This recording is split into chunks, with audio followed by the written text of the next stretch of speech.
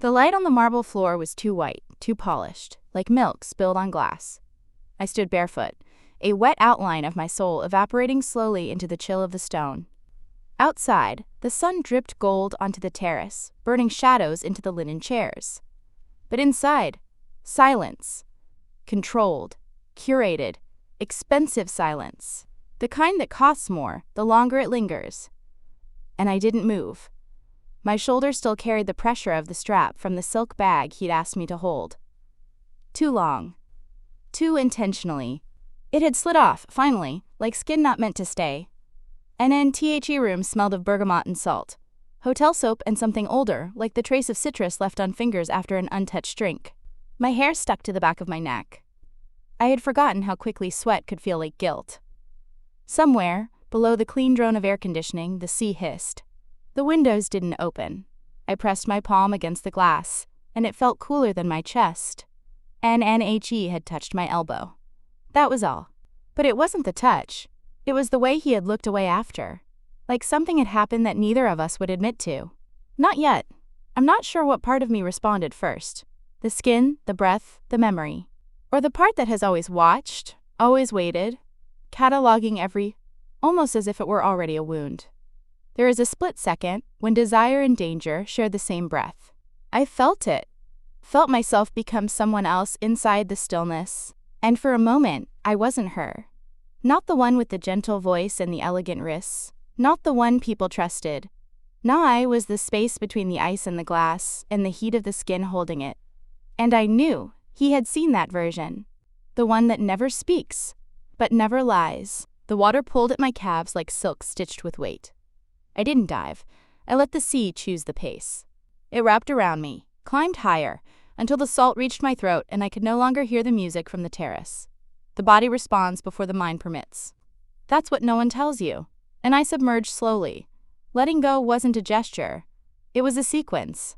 A shoulder, then the jaw, then the quiet, and underwater. Time breathes differently. My pulse sounded like footsteps behind glass. Each beat dragged the day deeper. The image of the wine bottle catching light on the table, the napkin, his, brushed by the wind, and the ring, left beside the sunscreen, like a mistake no one wanted to own. I floated back up, but not fully. Just enough for the air to kiss my lips. The moment didn't break. It bent. My legs no longer belonged to me. They moved on the edge of invitation and escape. From here, I could see him, reclined, sunglasses on, one hand resting on his chest like he owned the sun, like he had earned stillness. NNHE didn't look toward the water. He didn't need to. I watched the muscles of his throat shift as he swallowed. The kind of swallow that means nothing, unless it's the only movement you allow yourself. I wanted to believe he wasn't thinking of me, that I had misread the delay in his gesture earlier, the way his hand remained in the air a fraction too long after brushing mine. NNBUT. I've learned intimacy is always an act of translation. What he meant, and what I felt, may never align. Yet my body archived every moment as proof. I drifted closer to the edge of the pool. The tiles were too clean, too white, like a hospital, like a hotel room after the guests have checked out and the secrets have been bleached away. And each eye's phone buzzed once on the table beside him. He didn't move. Neither did I. There was a kind of pact forming in the silence, not agreement. Recognition. He knows I saw, and I know he knows, and I wasn't drowning. I was learning how long I could stay underwater, without needing to breathe.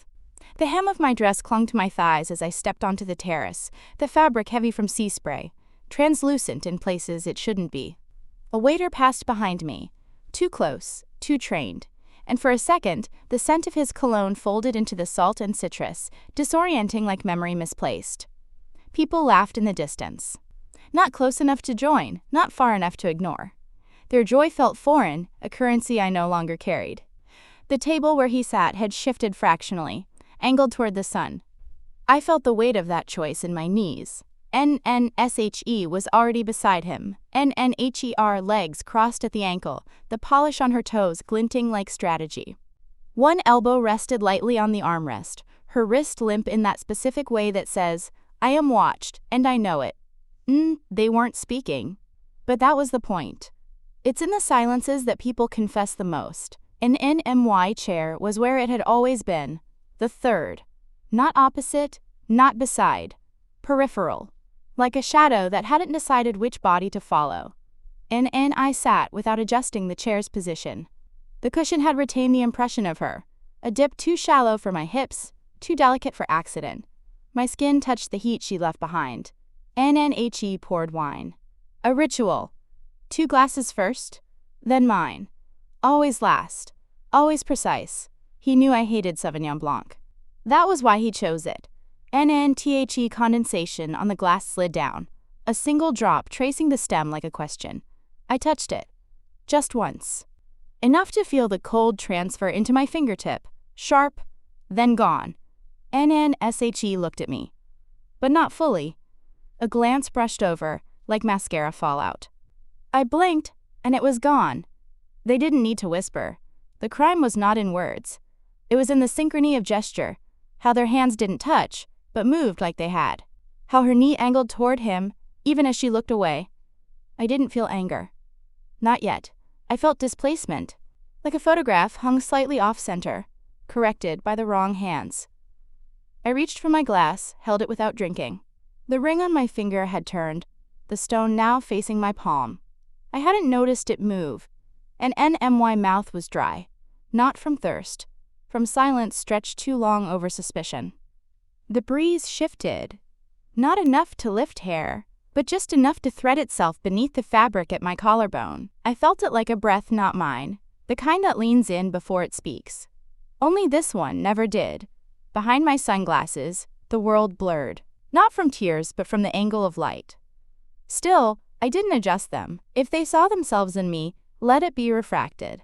NNHE leaned back, one arm draped behind her chair in that effortless masculinity that's only practiced in private.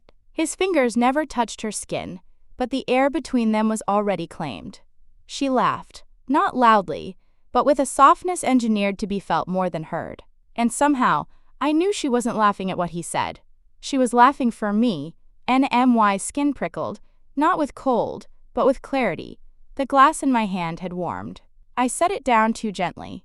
The coaster underneath stuck to the base with a wet sigh, like a kiss remembered too late. He turned slightly. Not toward me, just enough to acknowledge movement. The way one might register a breeze brushing a curtain. And I didn't flinch. I inhaled through the mouth, quietly, and let the air coat the inside of my chest like varnish.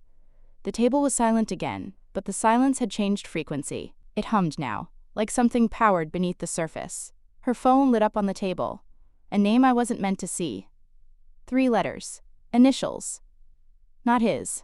Not mine. She tapped it off without reading. NNHE scratched his jaw. A gesture I knew too well. A tick. A tell. When he was uncertain but wanted to appear bored. And for a flicker, his gaze drifted toward me, held for the length of a breath, then broke. He didn't smile. NNTHAT was the real betrayal, because he had always smiled when he lied. Always softened the edges. Now, nothing. I tilted my face toward the sun, let it glaze my cheekbones, let it burn the outline of disbelief into something denser. I wanted the heat to settle in my bones, make them remember. I wanted my body to archive this, not as pain, but as artifact. And beneath all that stillness, beneath the curated expressions and the coordination of gestures, I began to feel something shift. Not in them. In me SNNNOT rage. NNN permission. I walked the path behind the villa barefoot, gravel biting soft flesh in that precise, anchoring way. The trees along the wall were trimmed into silence, their shadows symmetrical and controlled, like everything else here. A hibiscus brushed my shoulder, its petals already wilting from heat or boredom. I let it mark me, a faint pink smudge on skin still damp from the pool. Somewhere behind the hedge, a gardener spoke softly into his phone, his words shapeless through distance. The air vibrated with withheld conversations. NNTHE service door to the kitchen was ajar. A sliver of cool drifted out, scented with lime, oil, and steel. I paused at the threshold, not to listen, but to sense. The house had a rhythm. Inhale, click, exhale, shift. I stepped inside, past the hum of refrigeration. The stainless steel counters wiped too clean. No one noticed. Or pretended not to. That was the rule here. Don't ask unless you already know the answer. In upstairs, my room held a steady temperature. The curtains had been drawn halfway, letting in just enough light to make the shadows perform. On the dresser, the scarf I'd worn last night had been folded, unnaturally precise. Someone else's hands had touched it, smoothed it, decided it should be visible. I picked it up. The silk retained heat, not mine. I didn't smell perfume. I smelled hesitation. I unzipped my dress slowly, let it slide down like a decision already made.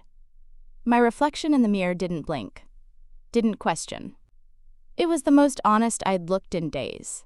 I moved closer, examined the space between my breasts, the thin white line from a forgotten sunburn, the way the necklace chain pressed lightly into the flesh of my collarbone. Outside, a door clicked shut. The sound echoed differently, not heavy, not urgent. But intended NNMY pulse shifted its rhythm, not faster, just aware, and I reached for the bottle of oil beside the sink, the kind they give you in glass, amber, scented faintly with neroli, and something darker underneath. I let it coat my hands, then pressed it into the skin of my stomach, my thighs, behind my knees. Not to nourish, to remember. Every place I touched became a map, every spot unmarked, a secret still intact. NNTHE air inside the room felt different now, pressed inwards, as if waiting. Not on me, but for me. And for the first time, I didn't feel watched, and I felt chosen. The hallway carried sound differently at night. The marble dulled under bare feet, but every step still registered, not as noise, but as presence. The sconces along the wall glowed like old film, the light too golden, too forgiving.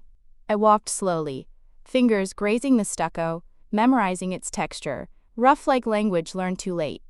From behind one closed door came a murmur, laughter, low, unmistakably shared. I didn't pause. I wasn't searching for proof. I was mapping architecture against memory. At the end of the hall, the terrace door was ajar. The curtain breathed in and out, its hem brushing the floor like a nervous apology. I stepped through. The night was still thick with heat, the sea invisible but loud.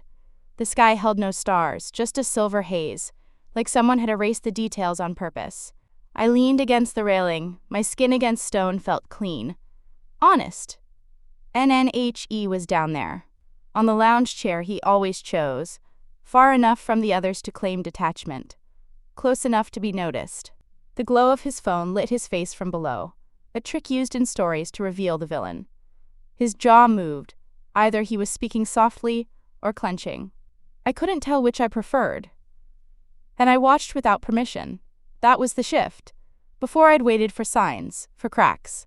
Now I studied him as a figure of composition, posture, line, negative space. Not a man, a shape. And as I watched, something surfaced from the quiet, an echo I hadn't expected. My own past, wearing his scent, his timing, his weight, beside me in bed. The echo had teeth. NNHE stood suddenly, stretched, turned, and looked up, straight at me. I didn't flinch. I stayed where I was, one arm wrapped lightly around my waist, the other resting on the railing. We held each other in the dark, no elevation between us anymore. He couldn't see my face, but he knew the silhouette. The outline of someone no longer asking. And I didn't wave. I didn't smile. Instead, I let the silence between us deepen until it reached the one place I hadn't allowed it before. My spine. And there, it settled. Solid. Cold. Real. NNTHE curtain moved again behind me. Not from wind. From movement. From movement. And I didn't turn around. I didn't need to. Recognition isn't a moment, it's a pattern.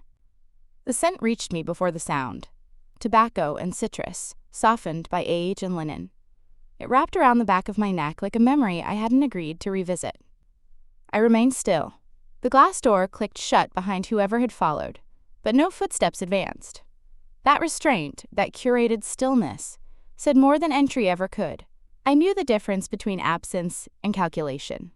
NNMY breath shifted in temperature. Not quicker, but deeper. The kind that settles lower in the ribs, readying the body for impact.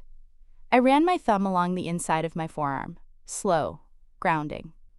My skin registered heat before thought assembled context. The night air clung to the oil I'd forgotten I wore, and with it, the intention I'd etched hours earlier into the hollow of my knees. NNHE didn't speak, not because there was nothing to say, but because silence had become his architecture. His nearness was a wall. I could feel the shape of his shoulder behind me, not touching, just enough to steal some of the space I hadn't protected. I turned my head slightly, not to look, but to alter the balance. He mirrored it. Our bodies weren't touching, but the current moved between us with surgical precision. There was no sound but the sea. No signal but the breath we refused to hold. And then a single bead of sweat slipped from my temple to my jawline. I felt him track it. The heat from his gaze was different now. Less pursuit, more recognition. Not of who I was, but of who I had become. Or perhaps who I had always been when unobserved. And I shifted my weight. One step forward, not escape. Declaration, NNHI's breath hitched. Barely. The kind of pause that knows it's been caught. I pressed my palm to the stone ledge, and it was still warm from the sun, as if it hadn't accepted the night. I envied that the refusal to cool. NNHI's hand hovered beside mine. Not reaching, just proximity. Enough to recalibrate the air. I didn't move away. I didn't move at all. In that precise geometry, fingertip to fingertip, breath to breath. The entire lie of our arrangement ignited. Not in fury, in clarity. There was no innocence here. Only permissions unspoken. NNHE leaned in. The fabric of his shirt grazed the bare skin of my back. Just once. Like punctuation. And I knew. This wasn't foreplay. It was confession. The morning arrived without light. Just a paler shade of blue leaking across the floor tiles. Soft and indifferent. I sat at the edge of the bed, knees drawn up, the sheet curled at my hips like a question left unanswered. The ceiling fan turned above me, its rhythm slower than thought, slicing the silence into symmetrical pieces. I didn't move. My body retained the position of sleep, but my mind was already elsewhere. Replaying not the night, but the stillness after. NNTHE robe lay untouched at the foot of the bed. I didn't reach for it. The air was warm enough, to be honest. My skin smelled of stone, of something faintly metallic, like breath held too long. The oil had faded, but the intention had not. That was the difference between scent and memory. Below the window, the courtyard began to stir. Someone swept tiles with a bamboo broom, the strokes even and ritualistic. The sound folded into the hum of distant traffic and the occasional call of a gull. No voices. Not yet. The house respected hangovers like grief. In silence, NNTHE glass on the bedside table still held water. I touched it, not to drink, but to feel the condensation. It was warmer than it should have been, like something had been watching it, waiting for me to notice. I stood slowly, every muscle registering place and proportion. The mirror on the far wall caught me in profile. I didn't look away. There's a moment, always, when the body becomes a stranger, not from disgust, but from recognition. I watched myself with clinical distance. Legs bare. Collarbone marked faintly by where his breath had hovered. No bruises. But evidence. Still. Down the hallway, a door opened, then closed. Not slammed. Just enough to say, I was here. You were too. I pulled the sheet from the bed, wrapped it once around my torso, loose, careless. Not to cover. To signify. I walked to the window and pushed it open. The breeze that entered was thick with heat and rosemary. My hair lifted slightly, then fell. The world outside looked unchanged. But something in the air knew. NNMY pulse had settled. But not into peace. Into awareness. This wasn't aftermath. It was the beginning of consequence. The breakfast table had been rearranged. The chairs were closer together now, a detail most wouldn't notice. But I did. I always did. The linen napkins were pale coral today, folded like intention. A bowl of figs sat in the center, sliced open, their red interiors glistening like secrets. I touched one, let the juice stain my finger, then brought it to my lips without tasting. Across from me, the seat was empty. His. Hers. I couldn't decide which absence felt louder, and a glass clinked behind me. Champagne, early. I didn't turn. Let them pour. Let the rituals persist. A breeze moved through the terrace arches, lifting the ends of the tablecloth, threatening to expose the undersides. The place where real things live. I leaned back. Let my spine settle into the chair, legs crossed slowly, a movement so practiced it felt like breath. The salt in the air had softened my skin. My hair had dried in loose waves I hadn't intended. I wore a white dress that stuck at the waist, sheer at the shoulder. Not a costume, not armor. Just truth, weathered. When she arrived, it was with practiced lateness. Her skin glowed from sleep or sweat, impossible to distinguish. She walked as if balance was something she granted to gravity, not obeyed. Her eyes passed over me like a scan. I let mine hold still. She sat without greeting, folded her hands neatly in her lap, and exhaled.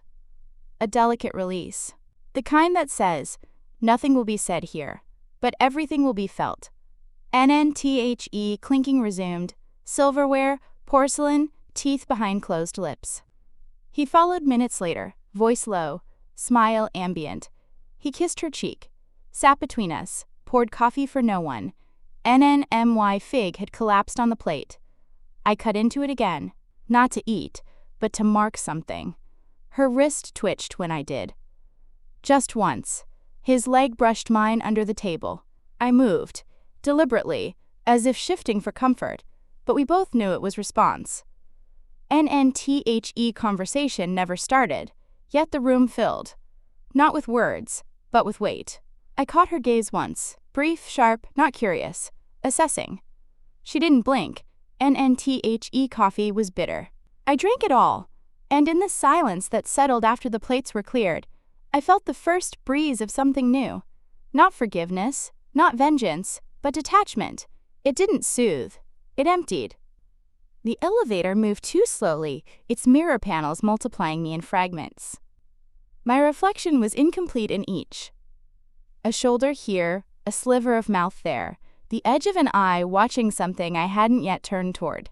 I stood still, arms by my sides, hair pinned back with a carelessness that looked deliberate. The floor numbers glowed softly. No one else rode with me. That was the gift of timing, knowing when to appear alone. NNTHE lobby was too cold. Marble again, but this time darker, like the night had settled beneath the floor. A man behind the desk smiled, the kind trained to erase, and I nodded without focus. Outside, a car waited, its engine already breathing. The driver didn't look at me. I opened the door, slid inside, let the leather cool my thighs. My bag was weightless. I hadn't packed much, just enough to pretend I might return. And as we pulled away, the villa came into view through the tinted glass. Pale against the cliff, shuttered in light, it looked almost innocent. But I knew better. The rooms remembered. The walls, the linen, the tiles beneath my feet. They had absorbed too much silence to remain clean. NNHE wouldn't come after me. Not yet. That wasn't his rhythm. He would wait, recalibrate, smooth the day into forgettable moments. She would stay. Perhaps longer than planned. Perhaps forever. Some women do. Some women learn to live beside the fire, calling it warmth. NNTHEC followed us down the coast, unbothered. It didn't care what had been left behind. I pressed my fingers to the window, tracing nothing. My skin still smelled faintly of rosemary and sun. My mouth was dry, but I didn't drink, and a child crossed the road up ahead, too fast, barefoot, hair damp. I watched her vanish between shutters and stone. She didn't look back. I envied that. I closed my eyes. For a moment, I imagined the scene from above. 3 figures around a table, 1 chair empty, a breeze rearranging napkins. None of them speaking, each aware of the absence. None willing to name it. NNTHAT was the real story. Not what happened, but what no one could say. And I opened my eyes just as the light changed. The road curved west. Behind us, the sky over the villa began to dim, a shade too early, as if something had turned away first. And I wondered, Not if they'd miss me, but how long it would take them to realize I was the only one who'd ever really been watching.